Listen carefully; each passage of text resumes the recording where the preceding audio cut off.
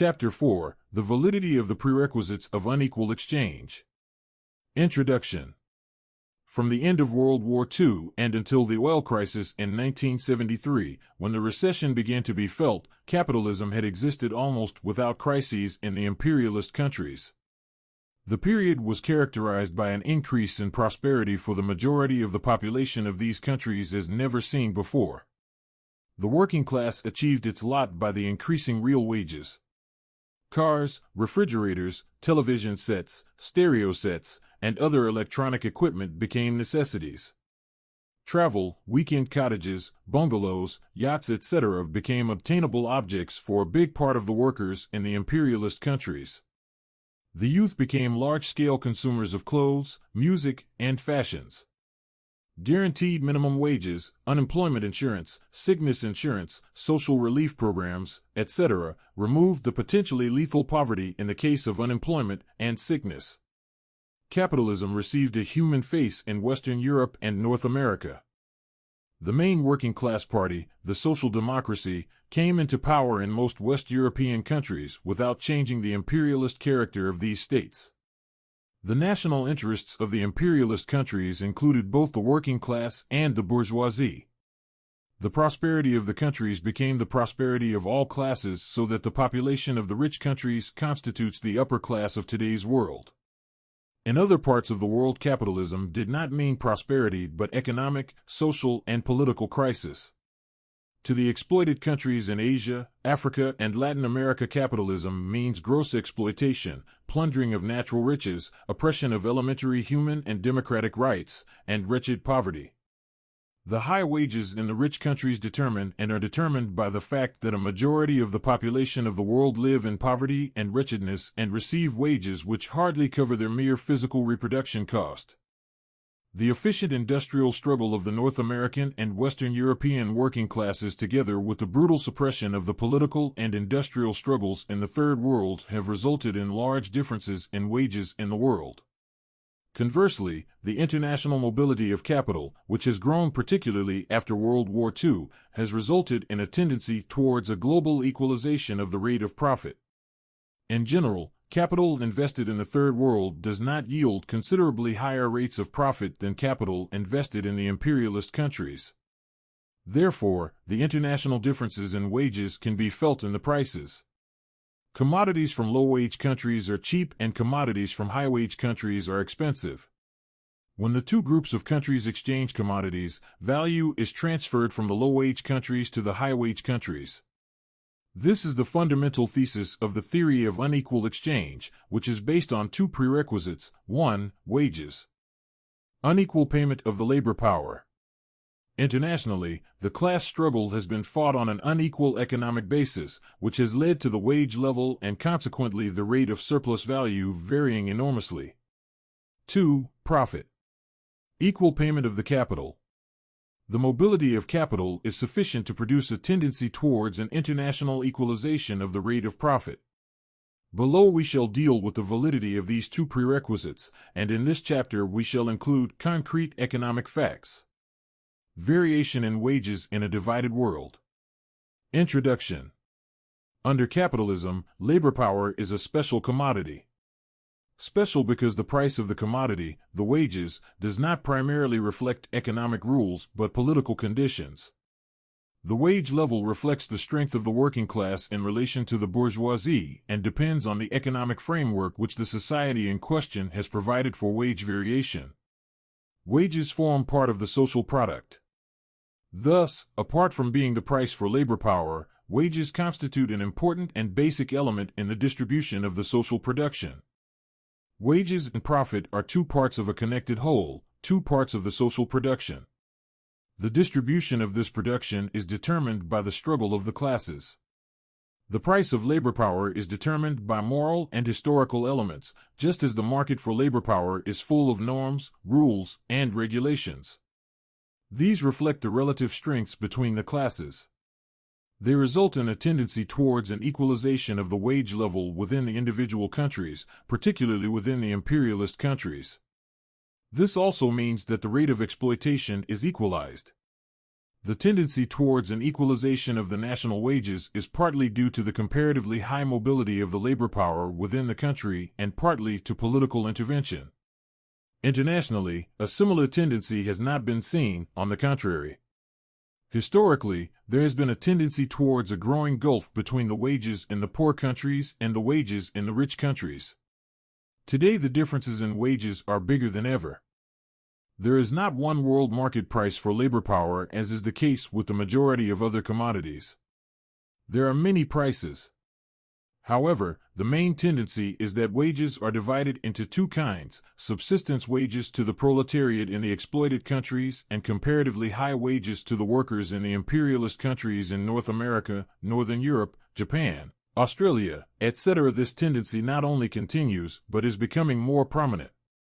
From the breakthrough of capitalism and until the middle of the 19th century, there were only limited differences in wages internationally.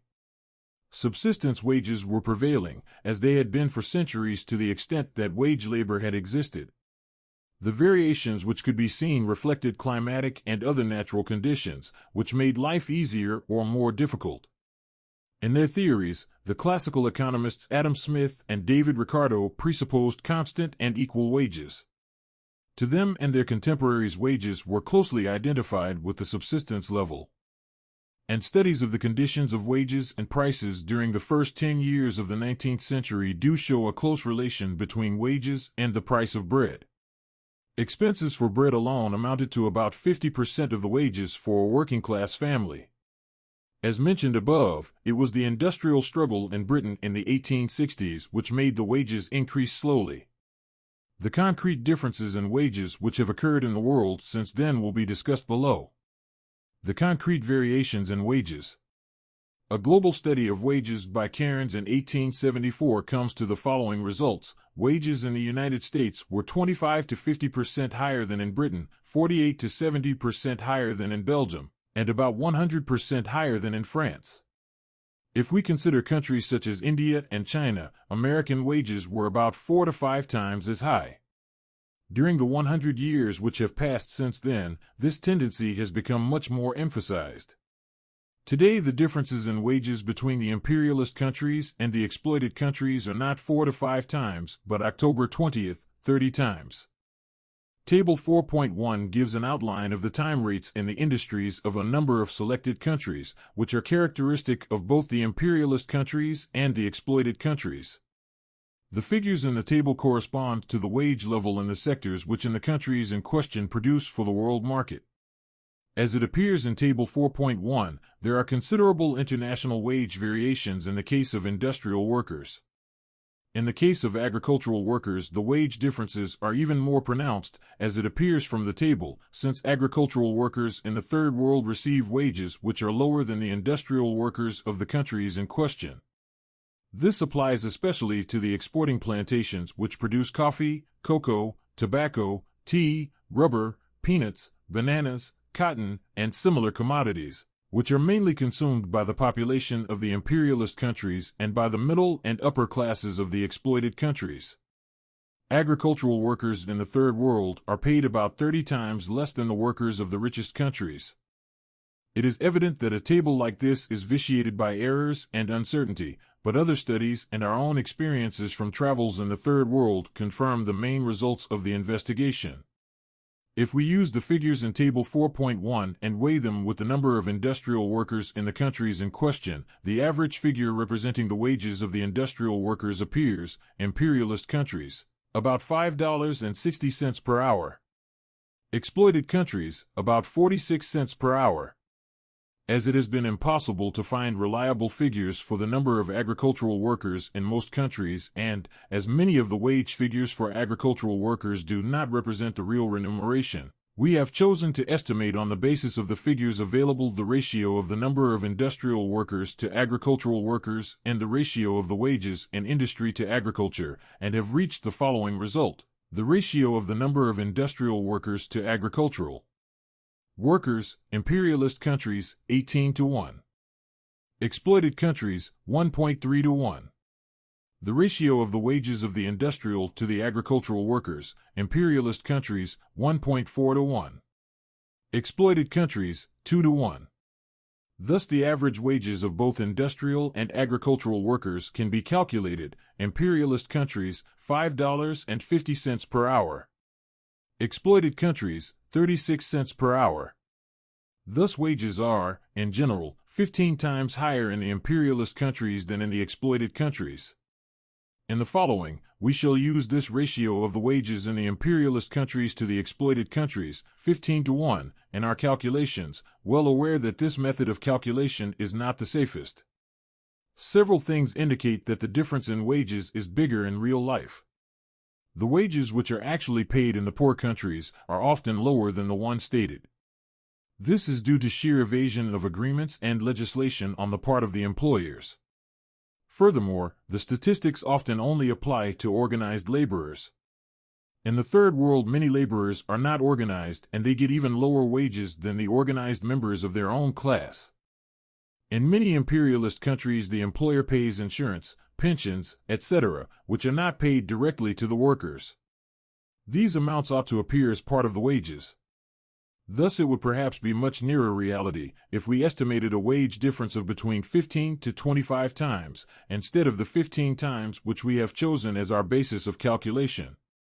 Working conditions. The wages paid to the industrial and agricultural workers in the exploited countries are often not enough to cover the physical, reproduction costs of the labor power. The wages in these countries are often simply not high enough to keep the working force alive. This is evident when the wages are compared with the prices of basic foodstuffs. If the laborer does not get any kind of supplement from his family who works on subsistence farms, the consequence will be an extremely rapid attrition and change of labor power. A rate of change of 5 to 7% each month and of 50 to 100% annually is not abnormal within industries and plantations in the Third World. Within the electronics industries of Asia, e.g. in Hong Kong, Singapore, Malaysia, and Taiwan, young female laborers are preferred. They have no family life, domestic work, or child minding to take care of beside their work and are therefore able to work harder and longer hours, up to 60 hours weekly. They do not participate in the maintenance of the family and are therefore paid low wages. After 3 to 4 years of backbreaking work at the microscopes, they are worn down. Their sight and nerves can no longer comply with the demand of the production for speed and accuracy, and they are fired, or as it is called, encouraged to retire and marry. New and fresh labor power is employed. Frabel, Heinrichs, and Cray have looked into the working hours in the Third World, and most of the countries where free production zones and world market factories are in operation, the standard working week is 48 hours. The difference between this figure and the standard working week of 40 to 44 hours in the traditional industrialist countries is only a partial reflection of the real prolongation of the working day in the new production sites in the developing countries. The high number of weeks worked in the year, the large amount of overtime, and the low number of days off serve to prolong the total annual working time still further, so that the labor force in some world market factories works up to 50% more hours per year than the traditional industrial countries. For example, working hours in manufacturing industry in Hong Kong often amount to more than 60 hours per week. In the world market factories in South Korea, the usual working week of the factory worker is 60 hours. Total productive hours per year amounts to approximately 2,800, compared with 1860 on the average in federal Germany.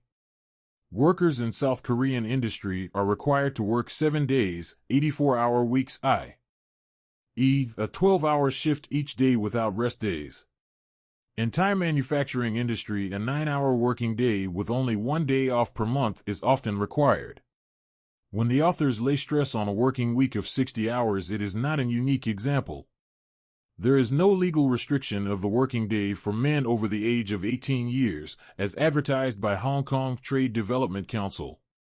In 1968, 52% of all workers in Hong Kong worked 10 hours a day or more. 58% of the labor force worked 7 days a week. According to a survey made in 1971, 171,439 out of 700,000 industrial workers worked 75 hours a week or more.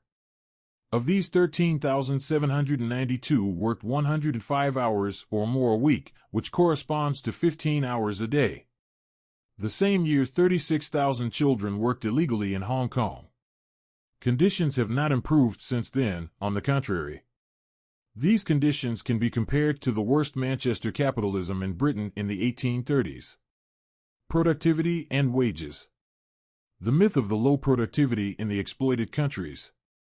One of the most popular explanations of the international wage differences is that they are based on similar differences in productivity. This explanation is also used as an objection against the theory of unequal exchange. As established in Chapter 3, this explanation is theoretically wrong because the extra profits temporarily yielded by productivity increases fall first and foremost to the capitalist. The fact that increases in productivity are used by the unions of the imperialist countries as an argument for higher wages in the case of collective bargaining does not mean that productivity increases are an economic factor, which regularly pushes up wages. Whether the working class succeeds in benefiting from productivity increases does not depend on the actual increases, but on the relative strength of the working class and the capitalist class. The wages are not the price for the results of the work, but the price for the labor power. However, the view that the productivity of the export sectors in the Third World is lower is wrong. The enterprises in the Third World are not generally characterized by low productivity. Often one finds a rate of productivity which corresponds to that of the imperialist countries if they can be compared at all. The same technology is used. Samir Amin, who has been dealing with this, writes, "The exports of the Third World are not, in the main, made up of agricultural products coming from backward sectors with low productivity. Out of an overall total of exports from the underdeveloped countries of the order of $35 billion in 1966, the ultramodern capitalist sector, oil, mining, and primary processing of minerals, modern plantations like those of United Fruit in Central America or Unilever in Africa and Malaya, provides at least three-quarters, or $26 billion. As regards the other exports of the Third World, provided by the backward sectors, with low productivity, agricultural produce supplied by peasantries of the traditional type, is the situation less clear? Here the differences in the reward of labor, the term wage is out of the place in this context, are accompanied by a lower productivity. How much lower? It is all the harder to say because the products involved are, as a rule, not comparable. Tea, coffee, cocoa are produced only in the periphery. It can be safely suggested, however, that rewards are proportionately much lower in the periphery than are productivities. An African peasant obtains, for example, in return for 100 days of very hard work every year, a supply of imported manufactured goods the value of which amounts to barely 20 days of simple labor of a European skilled worker. The really low rate of productivity can be found on the subsistence farms in the agricultural areas, the development of which is blocked by the unequal development, which again is a consequence of the unequal wage level. But this part of the economy of the Third World does not influence the exportation to the imperialist countries. A large number of studies of individual enterprises and analyses of various industries show that the rate of productivity, defined as output per head, is by and large the same in the world market industries in the Third World and in the rich countries. The multinational company Philips has concluded, based on surveys in 1970 and 1978 into the enterprises of the company in Europe, Japan, Australia, and in the Third World, that the productivity, measured as produced units per laborer, is more or less the same in these areas. On the basis of a number of studies, Deutsche Entwicklungsgesellschaft concludes that the rate of productivity of the industries in the exploited countries which have turned their production towards the world market is only a little lower than the rate of similar industries in Western Europe. In the light of the longer working hours in the Third World, the workers have a much higher rate of performance than the workers of Western Europe. According to studies made by the United States Tariff Commission, the rate of productivity of workers in American-owned enterprises outside the United States is by and large the same as the rate of productivity of workers within the same lines of industry in the United States. According to these studies, the workers in the clothing industry of the exploited countries produce just as many units per hour as their American colleagues do. Certain studies even conclude that the rate of productivity of the industries in the exploited countries is higher than that of the imperialist countries. So Barrison concludes in a report that the productivity in American-owned enterprises in Mexico in certain cases is considerably higher than it is in similar enterprises in the United States. For example, in the case of the electronics industries, the Mexican rate of productivity was 10 to 25% higher than it was in the United States. According to Barrison, American managers in Mexico report that South Korean labor power is a further 10 to 40% more productive than the Mexican labor power. The American managers have also worked for American firms in South Korea. Managers in the United States and Western Germany, who were the heads of Malayan textile and electronics enterprises, unanimously stressed after a few months of production that the rate of productivity in Malaya was the same as at home. Another American study by W. Marxian concludes that as far as the electronics industry is concerned, the rate of productivity is generally higher in the exploited countries than in the United States. It should be stressed that in these studies the definition of productivity is the number of units produced per laborer within a given time unit. As the rate of productivity turns out to be the same or higher in the exploited countries, it is often due to a much higher labor intensity in the Third World. Very often many of the manual operations are mechanized or automatized in the imperialist countries. This means that the laborers in the Third World have to work much more intensively to achieve the same rate of productivity.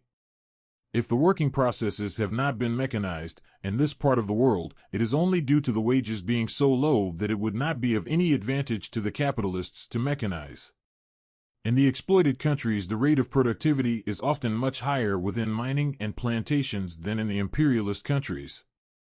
This is first and foremost due to natural, geologic, climatic, etc. prerequisites, although this does not change the situation. The actual differences in productivity cannot be explained away, whatever the reason is for their existence. As the world looks today, it would be extremely costly for the imperialist countries, both as far as labor hours and money are concerned, to produce most of the exotic products within, for example, mining and plantations. Productivity and wages. Final remarks. Productivity increases are primarily for the benefit of the capitalists and should be looked upon as a part of the mutual competition of the capitalists. Productivity increases are not affected because the capitalists want them, but because they are constantly forced to improve the productive forces. The capitalists who produce at the quickest speed and at the lowest price do best in the competition. And, therefore, they try to limit the production costs, of which the wages make up a considerable part. It is a fact that improved conditions of production in the form of lower wages can be felt in the prices.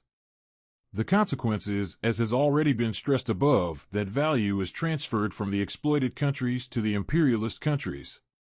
But it also means that the industries in the Third World outstrip industries in the imperialist countries to the extent that the same commodities are produced. This tendency can be seen very clearly within shipbuilding, textile manufacturing, and certain electronics industries where, in particular, Southeast Asian low-wage industries outstrip the high-wage industries of the Western world, which often survive only by means of political intervention, government subsidies, etc. The rapid growth of the Southeast Asian industries and the crises in the corresponding industries in the Western world should be a sufficient proof that there is a strong connection between wages and prices. High wages mean expensive commodities, low wages mean inexpensive commodities. It is just as evident that this applies to all exporting economies in the Third World, even though it is most evident within the industries where the low-wage companies do best in the competition. Many economists of various political views refuse to recognize these realities. On the Western economists' hypocrisy and dual attitude to this problem, Emmanuel writes, when it is a question of importing coffee or bananas, which the rich countries do not themselves produce, and the low prices of which can consequently be only to the advantage of the purchasing countries, then any notion of artificially increasing prices is repudiated in the name of the sound principles of economic rationalism, and no allusion to the low wages of the producers is allowed, since, in accordance with these same sound principles, these wages are not the cause of prices but their effect. When, however, by chance the poor countries decide to export products such as Indian cotton goods or Japanese transistors, which are already included in the production of a traditional branch of industry in the rich countries, then all these principles are cheerfully forgotten, and It is discovered that it is only proper that the rich country should make up by means of artificial tariff barriers for the equally artificial difference in wages, thus brusquely and brazenly admitting that wages are not the effect of prices, but their cause. It is often called social dumping when low-wage industries by means of child labor, etc., combined with modern technology, crush the industries of the rich countries. The factors of price formation are related to the unequal exchange by Emmanuel, who goes thoroughly into the matter, but if this conjunction causes the prices of Indian cotton goods and Japanese ships to be abnormally low, why are the prices of bananas and coffee not also abnormally low, since wages in these branches are just as exotic and productivity is undoubtedly higher than in the West? Has anyone ever thought what it would cost to grow bananas or coffee in Flanders or the Rhineland? Unfair competition by means of low wages, pauperized labor, social dumping, etc., are expressions of which present-day writing on economic matters is full, while pure economics goes on imperturbably teaching that wages depend on prices, and not the other way round. In the days when wages varied from one country to another only as 1 to 2, or even 1 to 3 or 1 to 4, it was perhaps legitimate to suppose that fluctuations on the commodity market could be the underlying cause of these variations. When, however, wages vary at the rate of 1 to 20 or 1 to 30, and vary only in space, while possessing extreme rigidity in time, in which only a slow and linear trend is to be observed, with hardly any variation, we are indeed compelled to recognize that they probably vary in accordance with laws peculiar to themselves and that, consequently, they really are the independent variable of the system. Conclusion. We cannot but conclude that the first assumption, which we made a condition of the validity of the theory of unequal exchange, is in accordance with reality. Unequal pay of the labor force does exist. Internationally, the class struggle has been fought on an unequal economic basis, which has resulted in the wage level and thus the rate of surplus value being at least 15 times higher in the imperialist countries than in the exploited countries. Equalization of the rate of profit. The other condition of the validity of the theory of unequal exchange, namely an equal return on capital wherever it is invested, depends on the mobility of capital. In this connection, mobility means that the capital has the possibility of moving. Thus, it is not necessary that the capital actually moves in order to be characterized as capital with sufficient mobility for creating an equalization of the rate of profit. If there are no stimuli attracting capital and it does not move, it cannot be concluded that it is immobile. The international mobility of capital depends on the political barriers set by the various countries to capital imports and exports. The establishment and the following extension of the colonial system at the end of the 19th century and the beginning of the 20th century increased the trade and the international movement of capital between the imperialist and the exploited countries. Usually, these capital movements took place within the individual colonial empires. But at the time, Britain made comparatively big investments in North and South America which were outside her empire. However, it was difficult for the individual colonial powers to invest in the empire of other powers, and the United States, which had no colonies, was restrained by the colonial system. The decolonization, the establishment of the OECD, and the political development after World War II meant greater freedom to the capital movements in the capitalist world, both between the imperialist powers and between these and the exploited countries. These improved possibilities of international mobility of capital meant increased competition between the capitals, as capital flowed towards branches and areas where the rate of profit is high, and away from branches and areas where the rate of profit is comparatively low. These continuous changes in the rates of profit of various branches and areas result in capital movements, which again result in an equalization of the rate of profit to an international average. This average forms the axis around which the rate of profit varies continuously. However, the tendency towards an equalization of the rate of profit does not exclude the existence of super profits in some sectors at the same time as an equalization takes place in the other sectors. Statistics on international rates of profit are rather problematic. Partly because the information on which the statistics are based is unreliable, as tax and bookkeeping conditions may lead to the rates of profit quoted not being in accordance with the real rates. Partly because detailed information is seldom found in the statistics as to how the rates of profit quoted have been calculated. However, the available statistics, although vitiated by uncertain factors, mainly confirm the assumption that the rate of profit is equalized internationally. R.V. Leffeldt, who has looked into British rates of profit during the years 1898 to 1910, declares that the return on colonial securities was 0.2% higher than the return on British securities of the same time. The return on foreign securities was 1% higher than that on British securities. R.P. Dutt compares the respective rates of profit in Britain and in the British colonies. He finds, for the year 1951, differences in gross profit ranging from 34 to 47%. If, says John Strachey, he had taken 1950 instead of 1951, he would have found, instead, the figures 25 and 29%. One of the critics of Emmanuel, Klaus Busch, has published a table to reject the theory of unequal exchange. If the petroleum and mining industries are omitted, the table actually shows that the rate of profit does not vary materially between the exploited, underdeveloped countries and the imperialist, developed countries. There is complete agreement between the rates of profit of the individual sectors in both groups of countries as regards both the American-owned industries and the British-owned industries, in which the mining sectors are also included. The high rate of profit of U.S.-owned oil companies in the exploited countries and the corresponding very low rate of the same companies in the imperialist countries could rather be an indication of a bookkeeping transfer of profit to the exploited countries for tax reasons than a matter of actual variations in the rates of profit. As far as the figures are correct, they can in no way reject the fact that the rate of profit is equalized internationally, especially because extremely high profits may occur periodically in certain sectors, as for example mining, without influencing the general tendency of equalization. Thus these specific sectors do not participate in the equalization.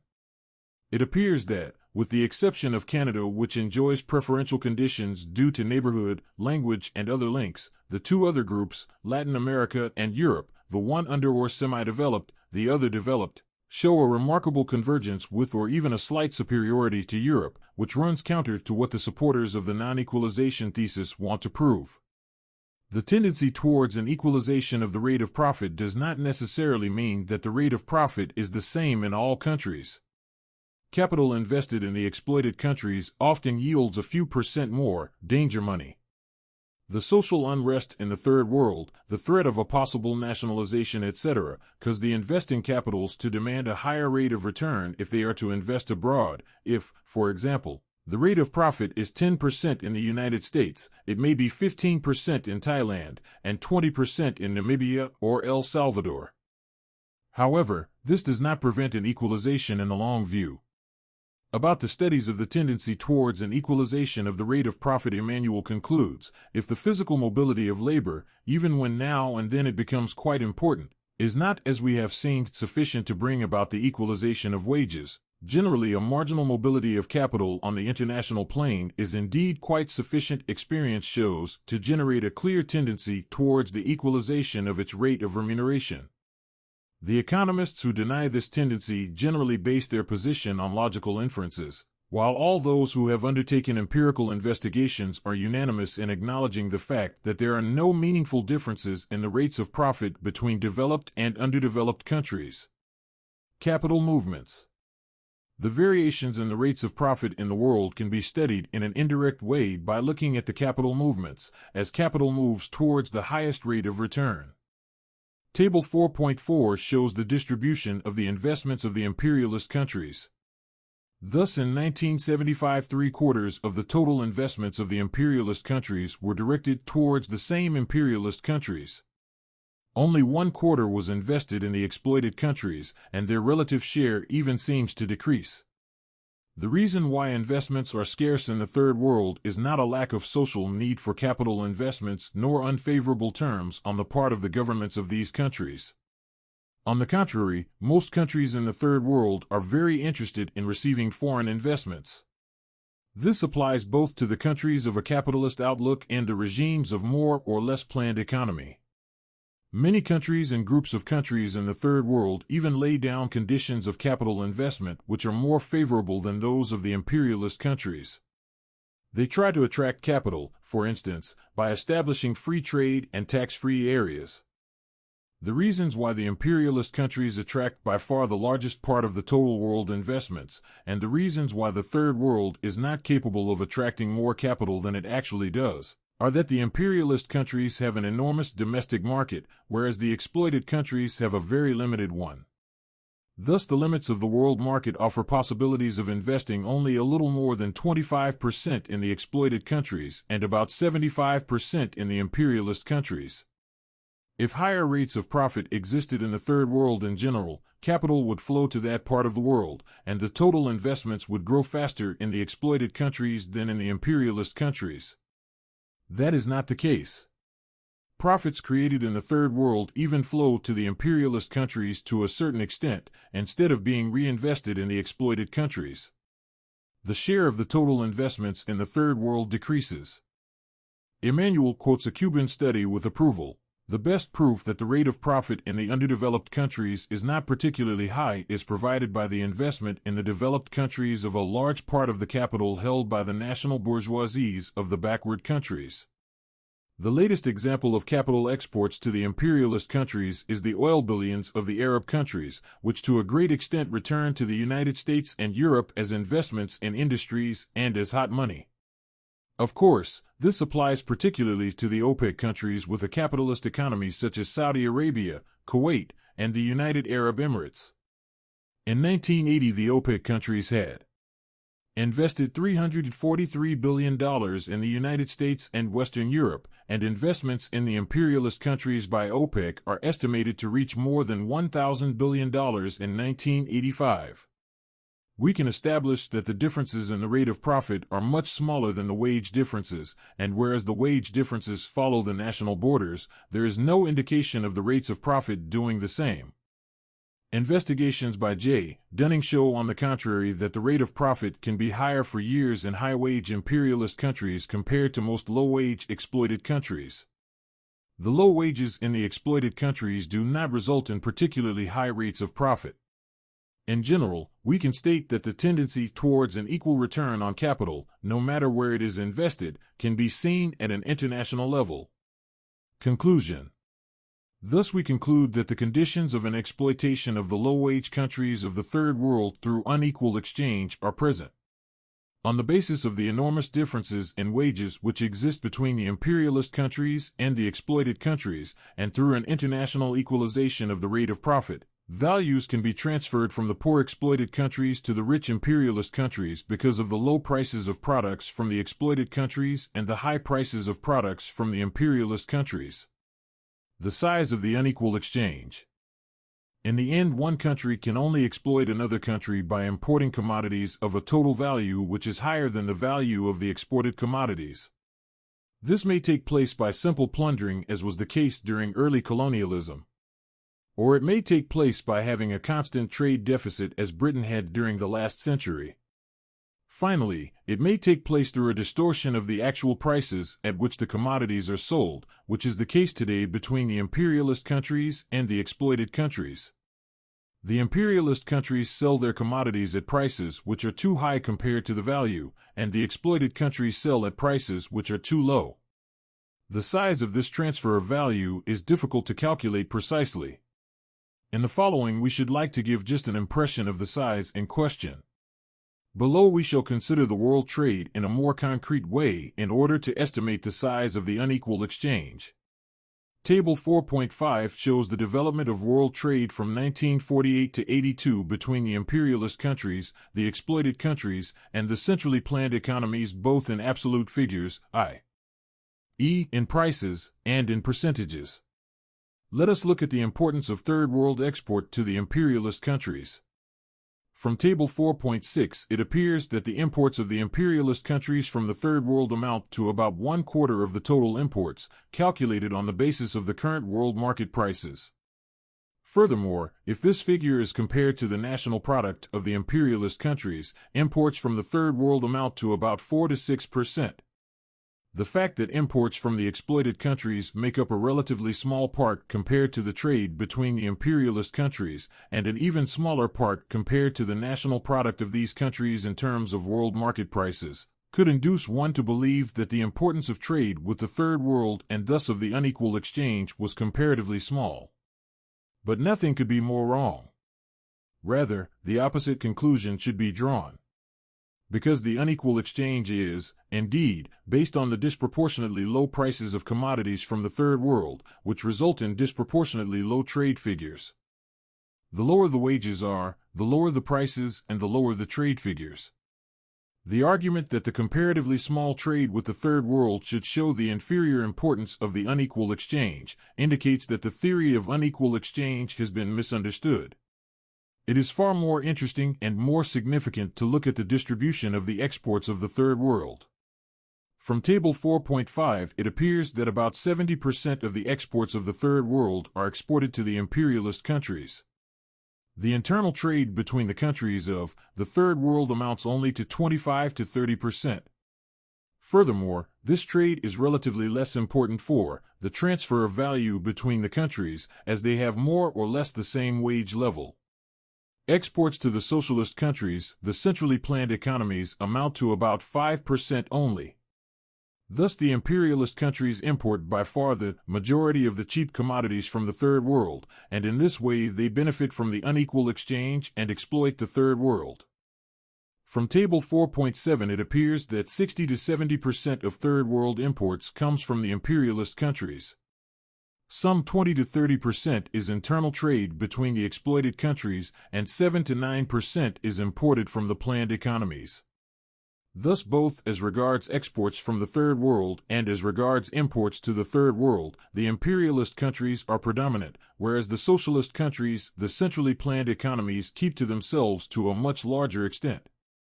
The internal trade between the imperialist countries accounts for a considerable part of total world trade in terms of world market prices.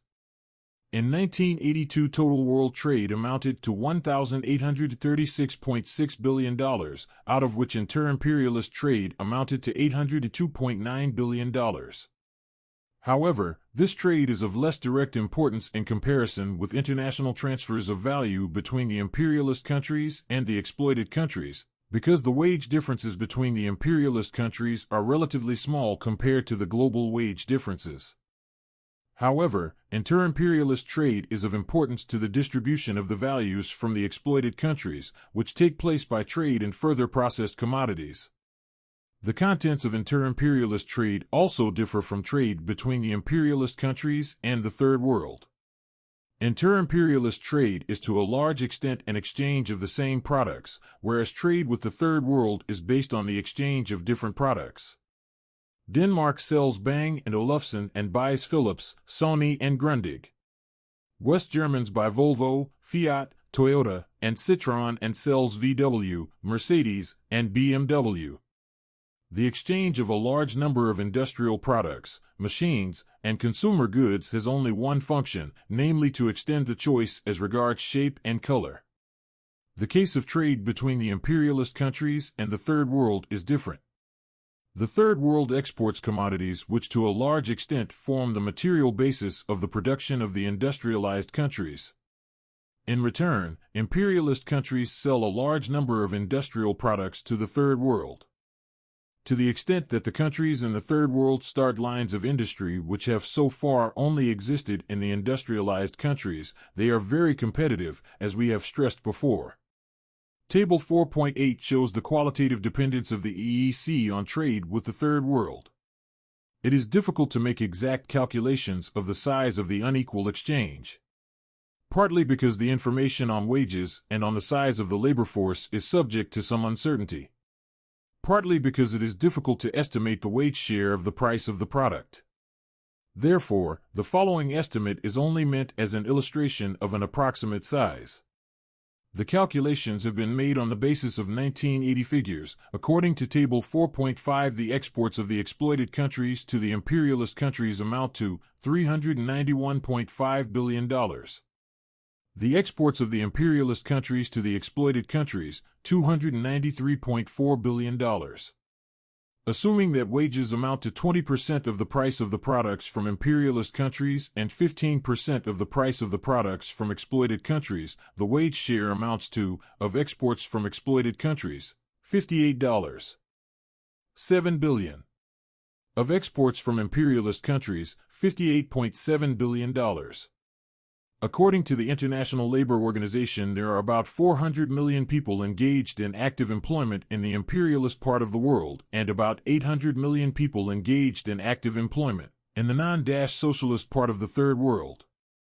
If we assume that wages in the imperialist countries are 15 times higher than wages in the exploited countries, we can fix the wages in the exploited countries at 1 and the wages in the imperialist countries at 15. Thus we can calculate an average wage factor. Laborers of imperialist countries, 400 million at factor 15 is equal to 6,000 million. Laborers of exploited countries, 800 mil. At factor 1 is equal to 800 million. Total number, 1,200 mil. At average factor equals 6,800 million.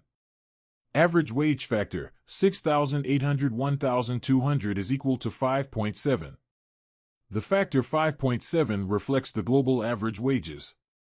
Paid by means of these average wages, the wage share of the exports would be, of exports from the exploited countries, 58. 7 billion x 5.71 equals $334.7 billion. Of exports from the imperialist countries, 58.7 billion x 5.715 equals $22.3 billion. The wage share is now again added to the remaining production costs, and the following prices of exports appear. Exports from exploited countries, 391.5 by 85% plus 334.7 equals $667.5 billion. Exports from imperialist countries, 293.4 by 80% plus 22.3 equals $257.0 billion. Compared to this hypothetical situation of equal wage, the gain of the imperialist countries from unequal exchange amounts to, from low import prices, 667.5 to 391.5 equals $276.0 billion, from high export prices, 293.4 to 257.0 equals $36.4 billion total gain in 1980. $312.4 billion. By way of comparison, it may be mentioned that in 1980 the GNP of USA was $2,573 billion. The amount of the repatriated profits of the multinationals from investments in the Third World during the period 1970 to 78 was about $100.2 billion. This means that by way of unequal exchange, the amount of value which is transferred in 1 year is 3 times bigger than the amount of profits from the investments of the imperialist countries in 8 years. Therefore, we conclude that in spite of relatively many uncertainties, these figures show that the unequal exchange is by far the most important kind of exploitation in the relationship between the poor and the rich countries. The big differences in standard of living existing in today's world can only be explained by unequal exchange. The increases in oil prices since 1973 and the ensuing recession in the economy of the Western world have given a hint of the size and significance of this transfer of value to the well-being of the imperialist world economy. The increases in oil prices were not a result of wage increases within the oil extracting industries, but a consequence of government taxation. However, the immediate effect was the same to the oil consumers: the price of oil increased. The increases in oil prices have upset the economies of the imperialist countries more than any other event since the Second World War, although the effect of the price rises has been limited by the return of a considerable part of the oil incomes of the Arab countries to the United States, Japan, and Western Europe by way of investments in industries and bank deposits.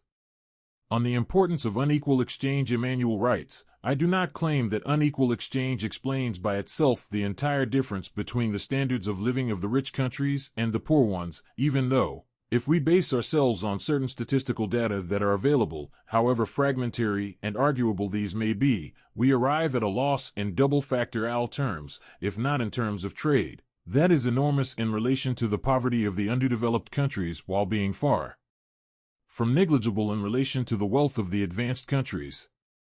Even if we agree that unequal exchange is only one of the mechanisms whereby value is transferred from one group of countries to another, and that its direct effects account for only part of the difference in standards of living, I think it is possible to state that unequal exchange is the elementary transfer mechanism, and that, as such, It enables the advanced countries to begin and regularly to give new impetus to that unevenness of development that sets in motion all the other mechanisms of exploitation and fully explains the way that wealth is distributed. Though we have tried above to put the theory of unequal exchange into figures, we must stress the importance of not focusing exclusively on the quantity expressed in these figures. Whether unequal exchange amounts to $250 or $350 or $1,000 billion a year, the qualitative aspect is even more important. Unequal exchange is the indispensable prerequisite of the function of the imperialist system and has been the indispensable prerequisite of the development of the imperialist countries to the level of today. Unequal exchange secures the necessary supply of value, which prevents the imperialist countries from entering an insoluble contradiction between the development of the productive forces and the private ownership of the means of production. If this supply of value to the imperialist countries from unequal exchange did not exist, then the high wages of these countries would not result in the solution of the inborn overproduction crises, which is a characteristic of capitalism. So, unequal exchange constitutes not only a yearly transfer of about $300 billion, but constitutes exactly the indispensable condition which keeps overdeveloped capitalism alive.